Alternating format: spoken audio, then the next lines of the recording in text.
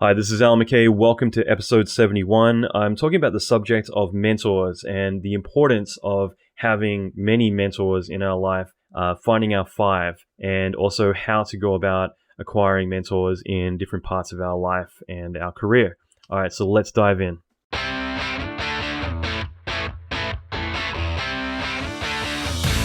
Welcome to the Alan McKay Podcast. Alan is an Emmy Award-winning visual effects artist and mentor to many leading industry experts. Listen in as Alan talks with other industry leaders in film, video games, and visual effects about their experience, lessons, and methodology. Alan will teach you pivotal advice to fast-track your career, better your skills, and reach your ultimate dream job. Check out the latest episodes on alanmckay.com. All right, so I want to get to it. This is probably the shortest episode I've put out so far, which I'm kind of proud of since most of them tend to be quite lengthy. What this is all going to be about is going to be about finding mentors and the importance of mentors, more importantly, as well as a lot of kind of mindsets, at least I've had about them in the past. So more the fact that you want to find and identify certain people in your life that can really benefit you and where you're at right now. So finding your five, finding the people that, let's say, there's certain areas of your life that you need to work on, rather than you going it alone. You can fast track a lot of that by just reaching out to certain people that when you have questions, when you need advice, whatever it's going to be, they're the people that can really benefit and help you along the way with that. Now, a couple of things have been going on. So I'm not sure if I've mentioned this yet, but the past couple of weeks, I put out a piece of footage basically on the web for everyone to essentially look at. We shot this on the Red Epic Dragon in downtown LA. It's not like an amazing piece of footage. It's basically I shot some 6K footage, and I wanted to allow everyone on the inner circle to vote on this, to say, hey, you know what would be cool is like if we had like this plane crash into the building there, or if we had a dinosaur or Godzilla or whatever rip the building apart, whatever it would be. So everyone could then go and suggest their idea. And I've had, I don't even know anymore, it's been thousands of responses. And originally I was going to have myself and my team kind of go through and kind of look at it all and evaluate it all. And I just felt like it makes more sense for me just to do it all myself. So I went through by myself and picked out the top 10 ideas. So the top 10 ideas I thought would be really awesome to have. And then from there, I submitted everything to vote. I'll put a link out, so you might be able to like sneak in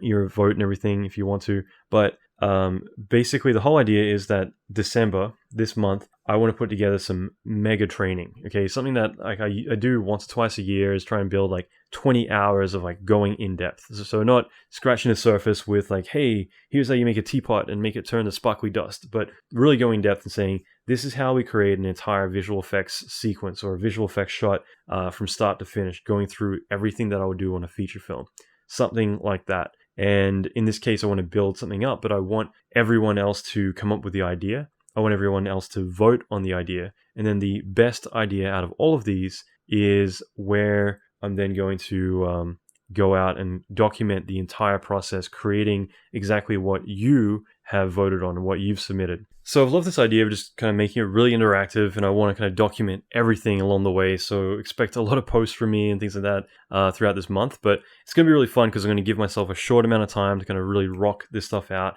And again, just the fact that rather than me coming up with the ideas, I wanted you to tell me what to make. And now I'm going to go through and create the entire visual effects shot. So live action shot on professional film camera, same camera that Michael Bay used for shooting, is it 13 hours? Totally drawing a blank today, but 13 hours, the Michael Bay feature film. It's been late here.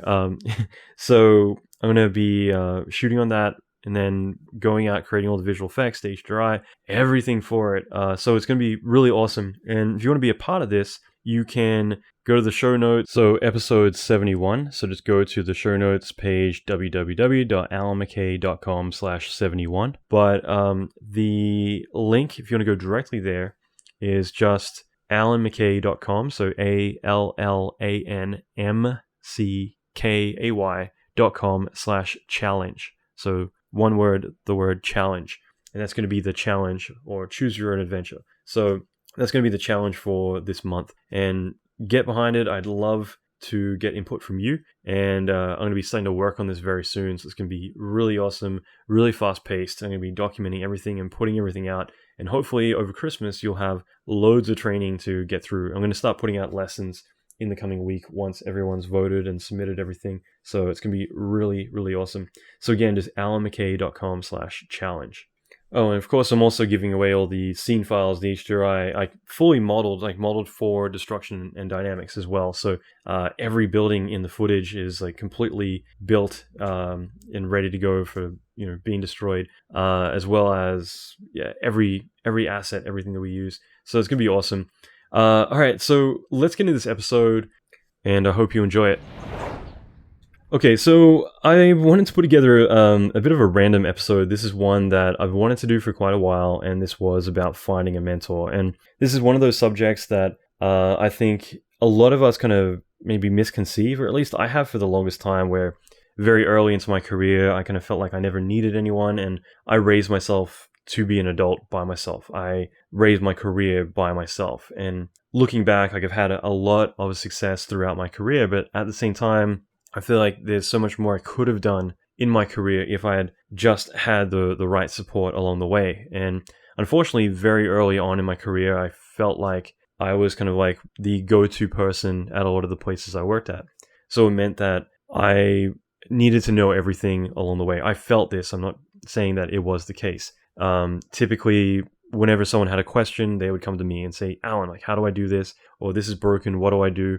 And because of that, I felt like I could never ask questions myself. And actually, now I think about it, I had a long time where I felt a little bit disgruntled about that I want to be, I feel like I'm wasting time where I want to be learning myself, but I feel like I can't ask questions because I'm the guy that everyone comes to for help and for guidance, and therefore I can't do that myself. And again, that's such a bullshit belief to have, but for me at the time, it definitely was something that I, felt, and therefore felt compelled not to ever reach out, because maybe people would be like, well, why are you asking questions? You should be the one with all the answers, or whatever it was that was going through my head at the time. But I feel like I lost out on so many great opportunities because of that mindset. And at the same time, it's also been a bit limiting for me that in my mind, I always saw a mentor as being someone that, there's the mentor and there's the apprentice. And one of these people is, been doing it for a long time and has all the answers. And the other person is going to devote their life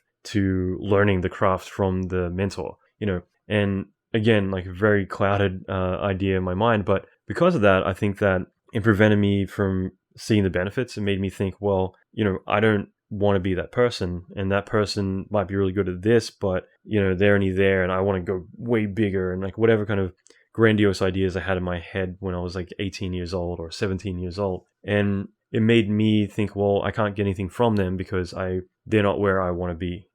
I want to be more, I want to go further. And therefore, especially living in Australia, I wanted to go off and work in LA doing movies and all that kind of stuff. And therefore, if someone's not in LA, the industry is so young in Australia at the time that it meant that they might only have a couple of years more experience than I did, and I wouldn't be able to learn from them. And again, these are bad mindsets to have, because there is so much I could learn from all these different people. But for me, thinking that I could only learn from one person and for a long time, and it's they are now my mentor, it kind of made me not want to, seek anyone out. When really what it comes down to is you can have as many mentors as you want, and you can have them for as long as you want. So you can look at someone as a stepping stone. They might have some great knowledge that's going to help you along the way. I don't know why, but I feel weird saying Jay-Z, but I've actually read now 2 books, about Jay-Z. But you look at someone like that who has had such a huge successful career. I think it's just because he's a rapper. I feel kind of cheesy referencing, well, Vanilla Ice said this or whatever. But Jay-Z is someone that if you speak to anyone in his life, he's very well known for a very long time, actually, for having mentors for a while, but he'd always abandon them and he'd move on to the next one and constantly switching it up. And coincidentally, I guess it was only when he finally met his dad and kind of closed that loop with his dad abandoning him that he eventually started holding mentors for longer periods of time. But that to me, I find interesting because, again, it doesn't matter what occupation you are in. If you're very freaking successful and your net worth is, over 550 mil, then I'm probably going to shut up and listen. And that, again, is you look at so many people who are successful, and most people have had a mentor. Most people have had someone around them to kind of help. Even Mark Zuckerberg and all these other people who are young, but in a way in a field that no one else you would think would be able to really touch. They all have mentors that are able to help them with what they do. Now, like I said, for me, for the long time, it was, one mentor, one life kind of thing. And it kind of prevented me from really seeing the benefit. And, for me now, I kind of look back like at all the time wasted. If there's one thing I would change in my life, it would be I would have seeked out more people to kind of help me along the way, and more people I could turn to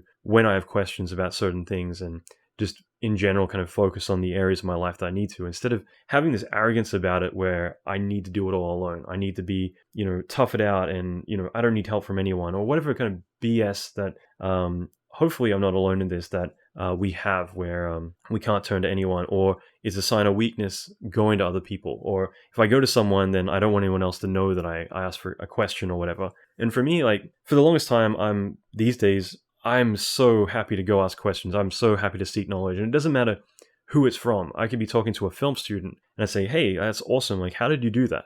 I have no problem saying that. And I have no problem expressing that I don't know everything.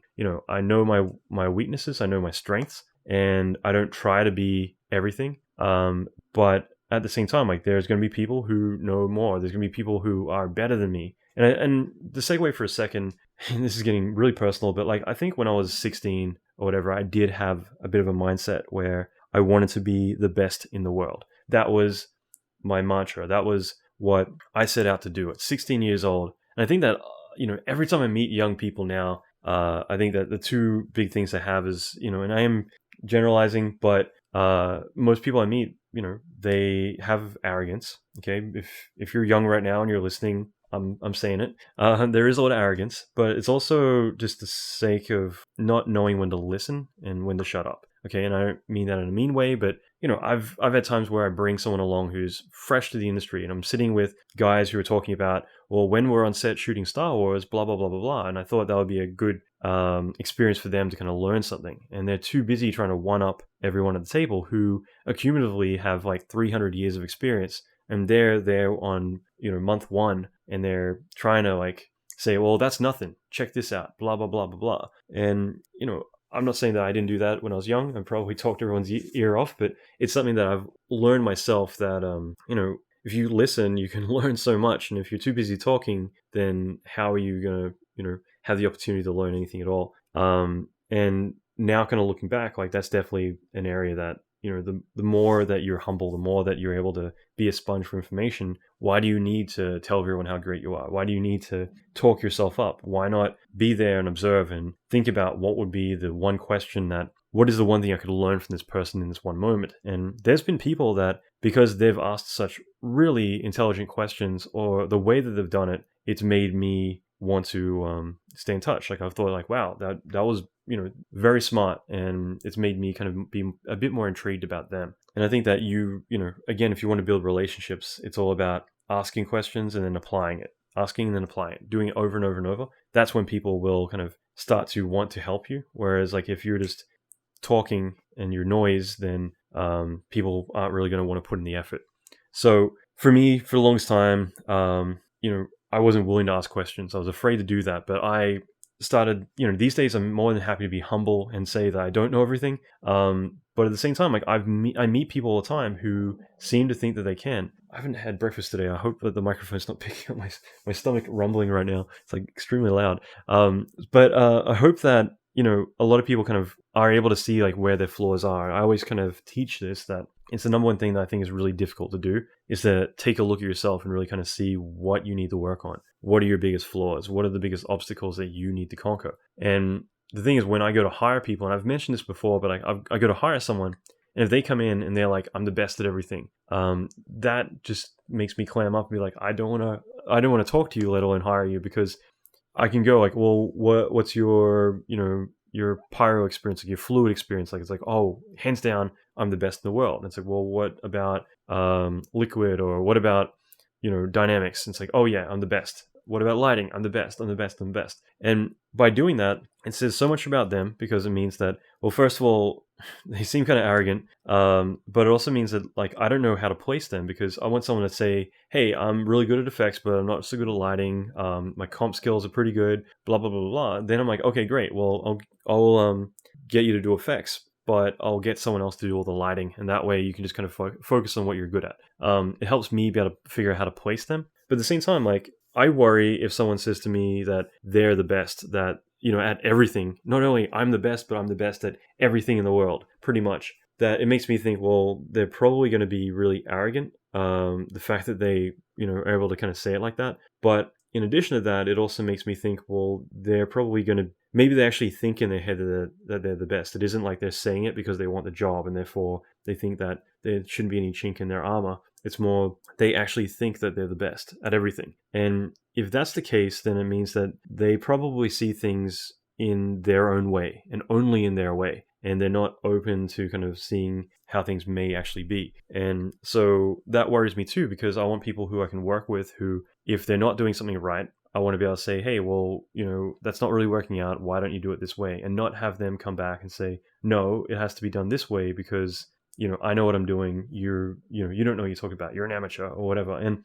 I know people like that. I know so many movie projects this year alone where there's been some nightmare story about, one person or two people that just are refusing to do things the way the supervisor wants. Like, not just, this is a lot of different projects of, like, recently I've kind of keep hearing the same things, that there's people out there who are just saying, like, no, I'm going to do it my way. And it's like, well, we're paying you to do it this way and you're not doing it. And it's like, well, I don't care. I know what I'm doing, So again, that sort of shit, it's, going a bit of a rant, but like, that's the sort of arrogance and that's the sort of like red flags that's going to cost you the job a lot of the time. But it's also something where, how could you ever learn anything if you already know it all, apparently. But on top of that, if that's what your mindset is, that I have no room for improvement because, I'm the best in the world. And I think where I was going with it before, I'm really jumping around now, but like I was saying that I had this mindset of I want to be the best in the world when I was 16 years old. And I think that's such an unhealthy thing. Like I definitely had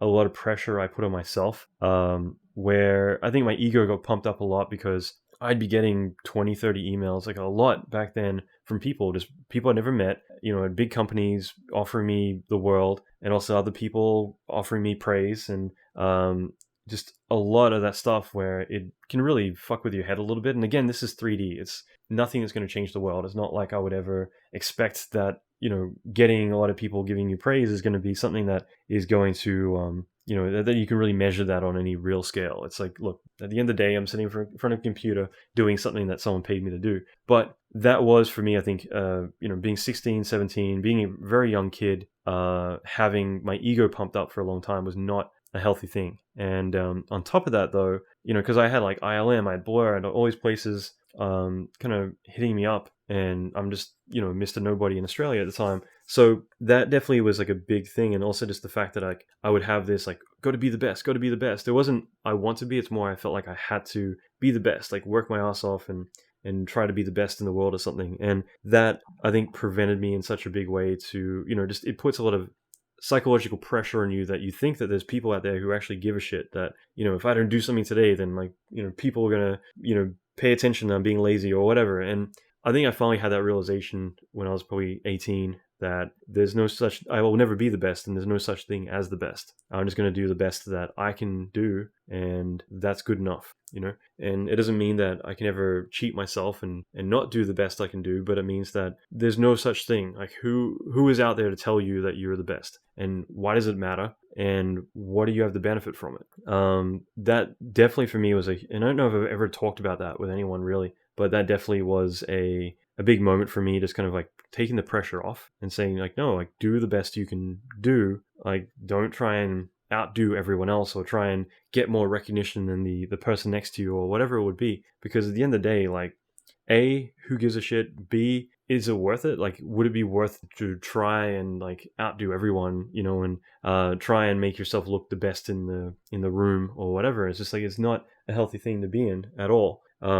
Just do the best you can do. And that means that like, make the right decisions that can benefit you and push you forward, and with the end goal being that you're happy and you're satisfied with what you do. And I think that that's where having a mentor can be a very powerful thing, is having someone who can help you get to where you want to go, push you when you need to be pushed, but more importantly, kick your ego down when it's getting out of hand. Like when you think that you're the shit, when you think that you're special, when you think that you're better than anyone. Because I can at least see other people who have like major egos, and it's just like, fuck, like what's wrong with you? Like why is this, when you start treating other people wrongly or things like that, it's just, that's where it's just too much. And I think by having someone who can kind of keep you grounded, and also, just kind of be able to point out where your flaws are as well. So that way, if you don't see it, you can learn to identify it. It's just such a powerful thing to have someone or many people around you to kind of really help with that sort of thing. So I know that's a bit of a rant, but I guess for me, like it's an important one, because I'm hoping, I don't think that's everyone. Even though we're in an artist industry, I don't think everyone has an ego, but I think that most people have at least some. But then I think the younger you are, the more you might have like a really blown out ego, sometimes, at least some people. And just kind of having the realization, that I had, at least for me, it helped me be a bit more grounded. And again, it's one of those things that it's not always going to be the case, but for me back then, that was definitely something that I did get a lot of attention. I'm so grateful for what I've received and what I've the people I've been able to interact with and everything. But for me now, it's more about like, I just want to give, and that's pretty much what I live by these days. Is I just want to give back as much as I can and help everyone else as much as I can. And hence the, all the career intensives, the podcasts, the webinars, the training, all the stuff that I do.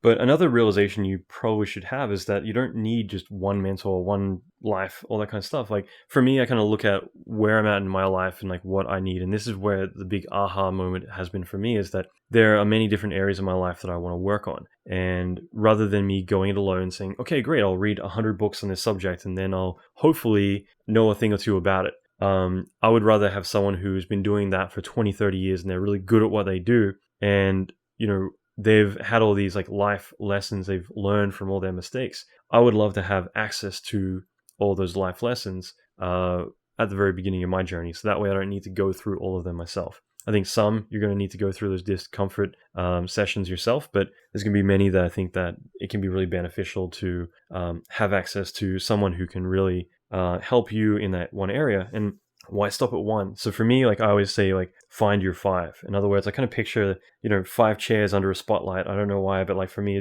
this is my brain trust. This is right now where I'm at in my life, what I need help with. So for me, it might be I need to have someone, I'm looking for that right now, is someone who can help me with my finances, really kind of help me have more foresight, or, optimize things a little bit, just whatever I can do in that one area.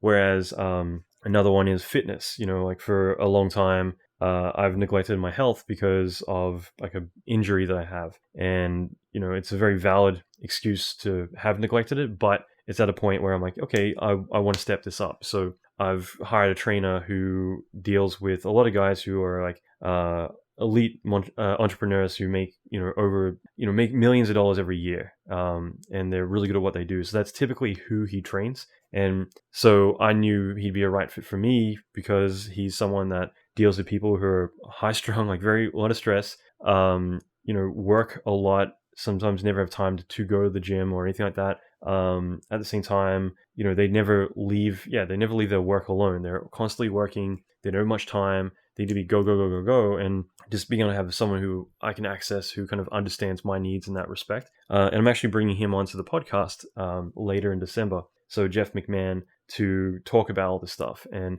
I think that's going to be really cool, just to kind of talk a bit about health, because I never hear anyone talk about that with this industry. And yet, we're in such an industry where people die, not too often, but I know of people who've died, working on film productions because, just the amount of stress we put on ourselves and not taking care of ourselves, like the crazy hours that we deal with, everything. So I think that's going to be really fun. But again, like that is one of my 5. Bit by bit, I'm trying to find people that are able to help me in the areas that I want. So if I can list like the 5 areas that I want work on, maybe it could be that, all my friends love to party and drink and all that kind of stuff. And I want to have someone that has friends that like to go out and do more social fun things that aren't, alcohol related, aren't party related. It's more like, hey, let's go surfing this weekend, or let's go and do a photography session, like let's go do something different. That isn't necessarily going to be like a mentor that you hire, but again, I want you to think outside the box here, that this might be someone that is able to give you access to a lifestyle that you mightn't be typically familiar with. So these are all things that can hopefully help give you fulfillment or help you learn in ways that you might be familiar with. Sometimes you might find a mentor at work. It might be someone that is, someone who's constantly coming over to your shoulder and be like, hey, that's cool what you're doing. Like, why don't you try this? You can kind of find those people, and maybe that's one of your 5 is someone who's technical, that at your work is able to give you fulfillment or help you, lead you, guide you. But there's going to be other times where you want things that are outside of the day-to-day grind that we're doing. And it might be more about, having a mentor is all about work-life balance, or someone, like I said, about finances, or maybe a business coach, someone that can help you kind of build a side business or work on that app that you're developing, or maybe, you're wanting to launch your own studio one day, and that's something that you want someone there for that. Whatever it's going to be, looking at where the holes are in your career, and I think I've already mentioned this before, but this is something where finding those holes, like finding the things you need to work on, is such a critical part, and it's such a difficult part to do as well. But, like I said, with that 5 that I mentioned, and it doesn't need to be 5, but any number of people that you need to kind of handpick to help you work on the things that you need to work on, that isn't forever. You can then roll off to someone else. So maybe I get my finances in order, and I'm like, okay, well, now I'd like to step it up to real estate, and I want to go focus on that, or maybe I want to focus on a different area. And this might be with friends of mine as well. Like whatever it is, just looking for specific people that you can kind of fill that hole in your needs, that they can kind of help you get to where you're going to go. You can have access to their experience in that area. And whether it is just for a few weeks or whether it's for a few years, this is someone that can really help you step up your game and be a better person for it. And so for me, this has totally changed my life. It's something that I wish I had done at the very beginning of my career, the very beginning of my life in a lot of ways. And I hate that I neglected it for such a long time, just because I felt like I didn't need it, or I didn't have access to it, whatever it might have been. But now I actively try and seek that out. I want people who can help me. I want people who I can learn from. And there are definitely big things that I want to do. And rather than me trying to go it alone and waste time, I can either find people that they're willing to help me, or else I can hire people. There's plenty of times where I'm doing something more business related, and rather than just diving into it, like I'm looking at buying a house right now. So do I just go and, walk into a house and say, okay, this all looks good, sign the papers and throw, a big check to them? Or do I hire an expert to come in and say, well, you know what, like these things here are a red flag, and, this here devalues the house. I would suggest offering this much money, and these are the things you're gonna have to take care of. Let me, give you an idea of like what to expect coming up. Whatever it is, like I'd rather hire experts to help me in the areas that I don't know enough about, to save me time, minimize my risk, get me to where I need to be. So there's nothing wrong with that. And with mentors, you can either have accountability partners. I've mentioned this before, that I have a friend that once a month we'll have a call and we'll talk about what we're doing and where we're struggling, and we're able to kind of help each other, like, recommend things or suggest something, or otherwise just keep each other accountable for, okay, well, last month you said you're going to do this. Did you get it all done? No? Well, why? And the two of us are able to help out each other that way. I'm part of many mastermind groups where I give a lot and contribute and help everyone else, but, at the same time, I'm getting a lot of great feedback and knowledge and things like that too, in certain areas as well. Meanwhile, there can be mentorships, there can be courses that you do, things like that. I've got my mentorship, which I run, and it's a bit more hands-on. It isn't just like, okay, talk about your goals or whatever. It's, I'm giving 750 hours of training specifically built for that, as we kind of go through a year-long mentorship, and I get them from wherever they're at. So like trying to really kind of 10x their skills. And on top of that, though, we're also doing the webinars, the career intensives, the portfolio reviews. I'm reviewing their stuff every week through a live webinar, so that way I can give them feedback on their work, critique it all, how to really step it up, how to make it really like a feature film quality shot, whatever it needs to be done, answer technical questions, that sort of thing. So for me, I like that. I like giving back in that way, but it also means that it's more broad. It's more a technical mentorship, but teaching how to code as well, all that kind of stuff. But it's also one that I'm helping them kind of get to their goal of either getting a job, or if they've already been doing this for a few years, kind of stepping up to the next level of what they want to do. But there's different types of mentorships out there. There's different types that people go for, where it might just be getting career advice, or it might just be working on, doing their 2D art, or whatever it might be.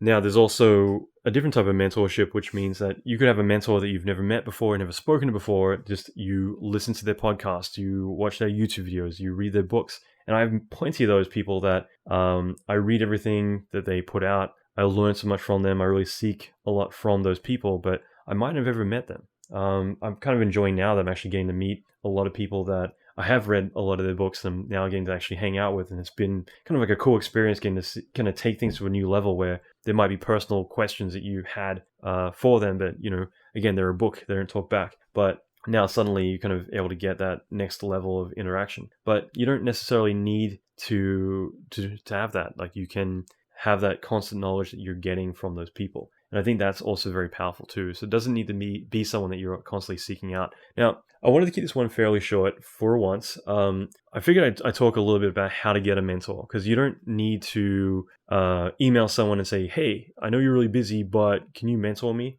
Because most people, at least the ones you should be seeking out, I would imagine that they are pretty successful in their career and pretty busy because of that. And no one really wants to take on more work. Okay. And that's obviously just like a big issue, is that you want to find a way that you could approach someone and essentially train them into helping you. In other words, asking questions. For me, whenever I meet someone who asks like a brilliant question, they always stick on my mind. Like, oh, that interaction I had, that person was very intelligent, what they said, or the way they approached it, not just, yo, what's up? How do you do this? Because I get that like every day, probably 20, 30 times a day. I get people, hey, I'm doing this, how do you do it? Or can you do it for me? Or whatever. But if someone comes in and says very humbly, like, hey, blah, blah, blah, blah, first paragraph can be totally, fluffing them. But then the next one is like, I have one question, I want to respect your time, whatever. Keeping it relatively short, ask the question. And in that kind of regard, you're more than likely going to get a response.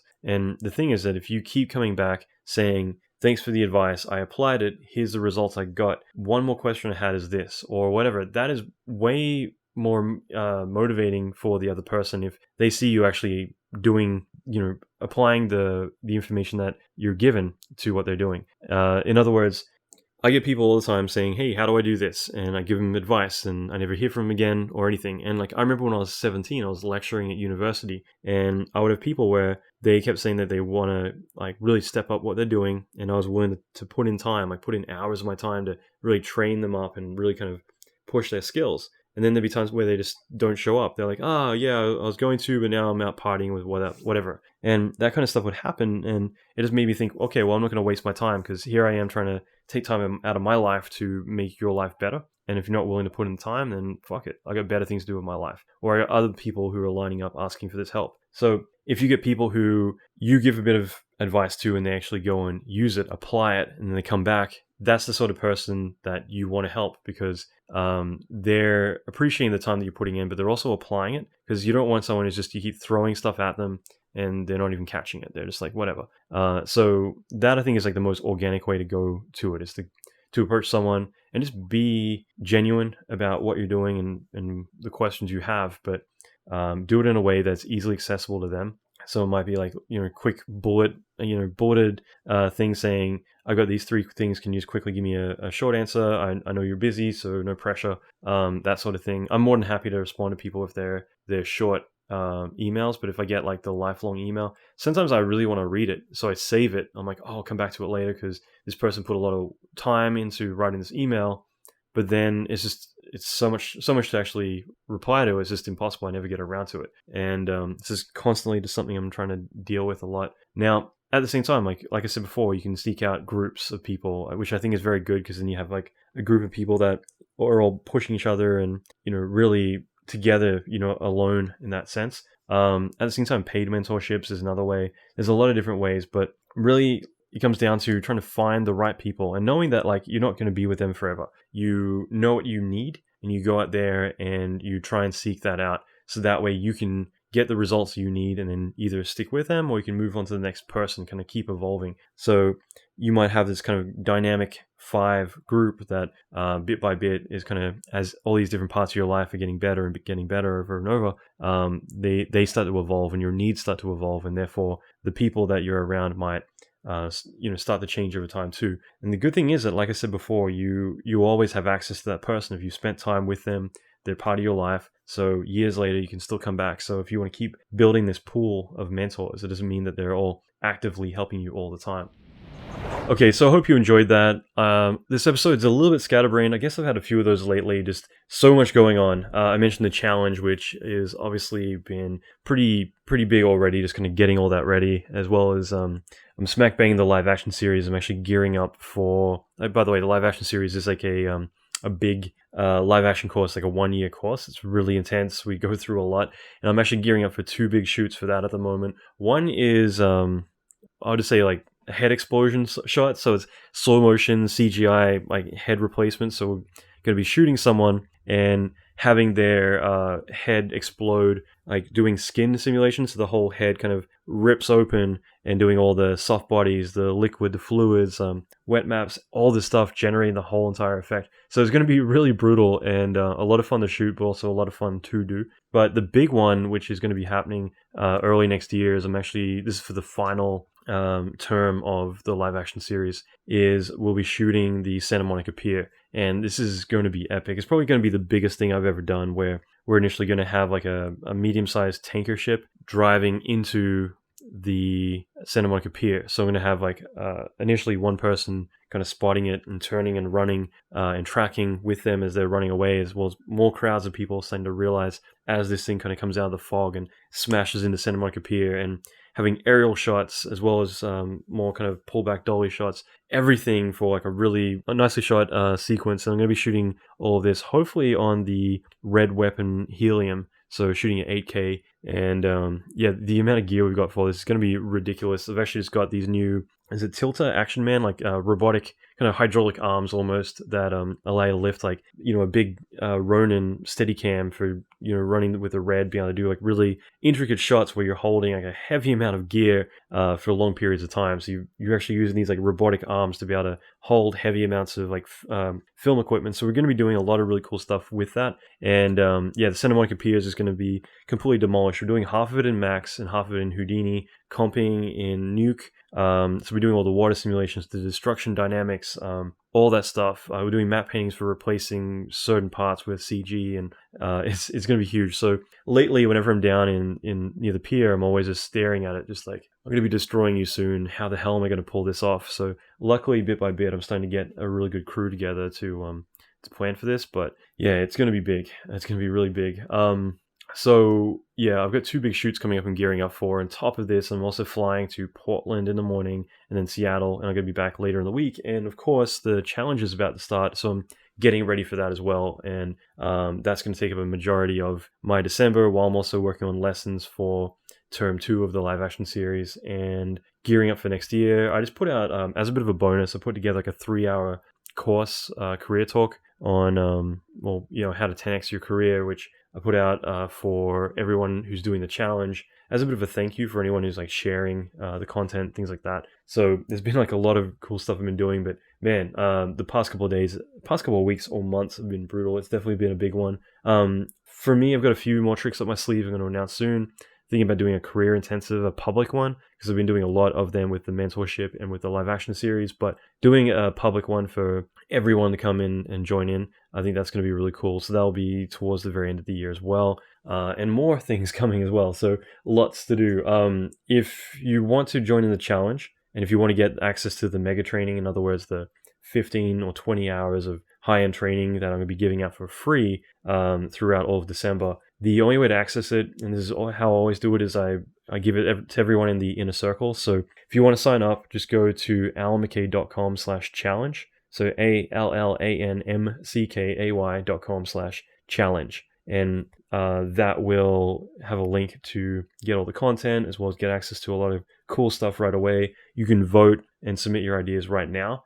Time's running out for that, but if you want to submit your cool idea, and maybe that's what I'm going to be doing throughout December, that's going to be really awesome to try out as well. So that's it for now. I'm going to wrap things up, but I hope you enjoy this, and hope your week is going well so far. Rock on.